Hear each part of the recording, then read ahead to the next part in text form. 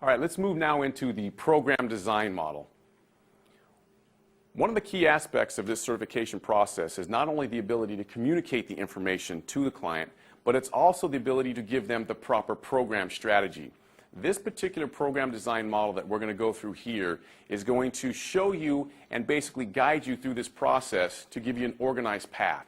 So let's look at the purpose of having a model. The purpose is, like I just said, is a visual and tangible means to organize your thoughts. It helps you categorize your clients, and then most importantly, it helps you to find the best program for them. It's also a tool that's based upon scientific principles that will allow the inclusion of any form of training, which is what we call an all-inclusive model. There are many different types of training or many different ways that people work out, and so what we want to do in this is have a model that includes all of that and allows all of those to be accessed and utilized by you, the trainer. So what we do here is we give your client what they want and need through this particular program model.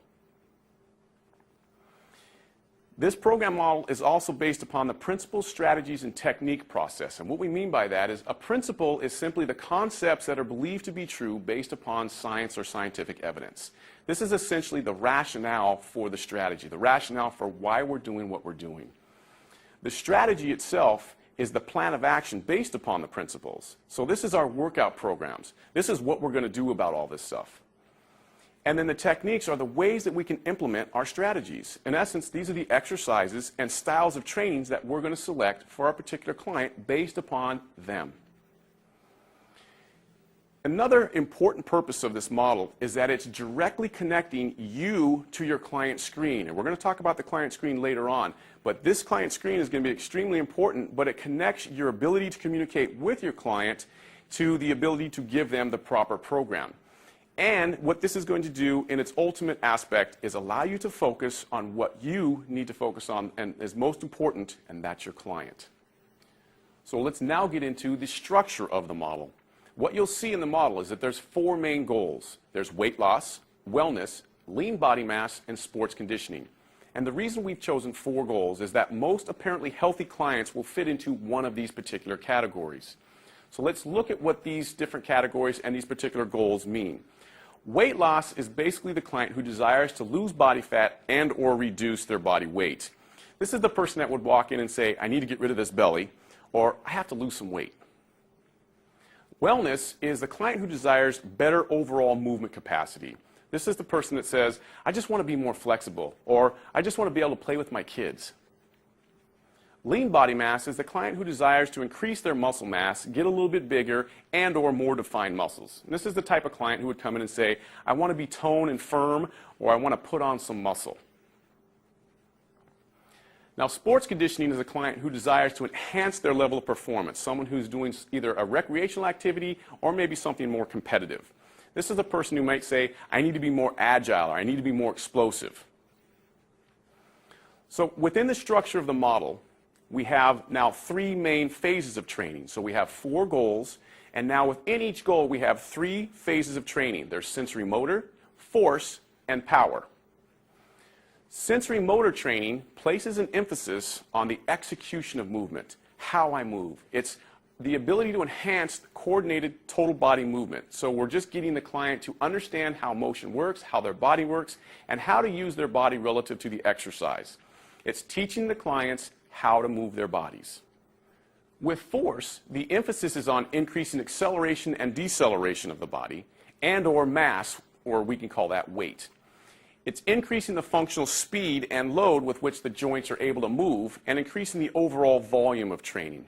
So in here, we're teaching the clients how to move their bodies and change direction at a little faster speed of motion and under a little bit more load. In the power phase, the emphasis is placed upon increasing load, volume, and or overall speed of motion. So now we want the movement to be much more fast, and there can be also more load involved. So here we're going to teach the clients again to move their bodies and change directions at a faster speed of motion and under more load. So as we talked about the model being based upon a principles, strategies, and techniques principle, we need to realize a few of the principles that are behind the actual positioning of the phases and why we've selected them in the order that we have. Looking at principle number 1, based upon research, we see that research tells us that when sensory motor training is performed first in a linear periodization manner, it has been shown to enhance the effects of force and power. So when we use movement-based training or teaching people how to move or proprioceptive or teaching them about all planes of motion, when we do that prior to doing a strength or power type workout, we enhance the effects of those two workouts. Therefore, if we place sensory motor before force and power, that would make sense based upon what research is telling us. Continuing on with principle number 1, still looking at the research, that when sensory motor training is used, it's helped to increase the functional outcomes for activities such as shuttle runs, agility type drills, sprint times for someone sprinting, and club head speed in golf. So when we look at the sensory motor training, it's basically a foundation or a setup to enhance the effects of force and power. Therefore, again, sensory motor is placed before force and power. Principle number 3 is based upon mathematical equations. The mathematical equation for force is mass times acceleration, or F equals ma. Mass is essentially, for our purposes, weight under the influence of Earth's gravity. We all live on Earth. Everything that we have and that we're going to utilize within a club is on Earth, and therefore it's influenced by the gravity that's on Earth. And so the mass is going to, it accounts for and it is the weight of whatever we're using, whether it's our body weight or our body weight plus some type of load, whether it's dumbbell, cable, tubing, etc. Acceleration is the change in velocity per unit of time, or it's a change in direction, or can be both. So it's any time we change the velocity, not how fast we're actually moving, but how fast we change that particular velocity that we're moving at. And or it's any time we change direction, or it can be a combination of both of those. Continuing on with principle number 3, the mathematical equation for power is simply force times velocity, or P equals FV.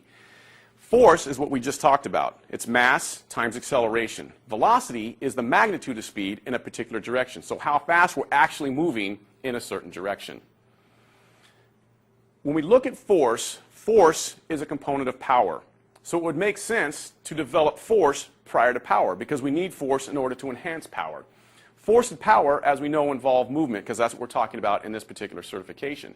So if we look at all of these particular components and put them together, it would make sense to optimize a person's ability to move prior to adding mass or weight and load, and or acceleration and velocity. So again, we get the equation that sensory motor should precede force, should precede power. And so those are the principles that we're using. Principle number 4, again from research, states that force or strength training, has been shown to have a high correlation to power. So again, what we see in the last principle is that sensory motor training precedes force. It helps to set up and provide a foundation for force and power. Force has a high correlation to better power output. Now that we have a kind of a background of the model and we have a little bit of the rationale or the principles behind the model, let's look at how we're going to navigate this model. What do I do? How do I get my program? Because that's ultimately the most important. First off, based upon the client screen that we're going to go through later, you're going to have the ability to find out what the client's goal is. So initially, you're going to just click on the goal. Once you get on the goal, you're going to see the levels of a client. And the model has 3 client levels built into it. And what you're going to find is, we've talked about previously, is there's a lead-off client, which is the sedentary person. There's a transitional client, which is the active person. And there's a go-ahead client, which is the elite person, or the person who has the highest ability level. You're going to simply click on that particular desired level for your client. Then you're going to see the styles of training. And the model has 3 different styles of training built into it. There's the traditional, there's a progressive, and there's a hybrid style of training. And all the programs within these particular topics, they may contain elements of each other, and they have some overlap, but there's going to be one predominant theme through each of them that we'll discuss now. So your traditional program, this style of training focuses on linear or more uniplanar one plane motion muscle-based training. We're trying to focus on a particular muscle. Oftentimes a machine may be more traditional. It uses exercises that tend to be body part specific, uniplanar, more fixed surfaces or more supportive surfaces, and the body's going to be in a supported position, and there's typically a more fixed path of motion. That's a traditional type exercise, and exercises that you're predominantly going to see in a traditional style of programming. In the progressive programming, this is often termed functional in a lot of realms within the industry. And this style focuses on movement-based training. It uses exercises that tend to be more total body, or using the whole body to produce the motion, multiplanar, so going in all directions and all motions, with minimal fixed surfaces and body-supported positions. And then the hybrid is really, it's a combination of both of those. It's going to be exercises that include a variety of equipment, different body positions, and different types of support. Once you've gotten through all of that, you've selected the actual goal, you've gone through the client's level, and then you access what their preference is, now you're going to be able to select a pre-made 12-week program. And these 12 weeks are made up by 4 weeks in the sensory motor phase, 4 weeks in the force phase, and 4 weeks in the power phase. So you'll have a series of programs that you can select for each one of these clients, for each one of these goals, at each one of these different levels, and for 12 weeks total. So just a quick review. The program design model includes 4 different goals, 3 phases of training for each goal, 3 levels of client programs, or 3 levels of your client, and then there's going to be 3 different styles of training. So what this really means to you is that there's a minimum of 9 different 12-week program design template options for each one of your populations.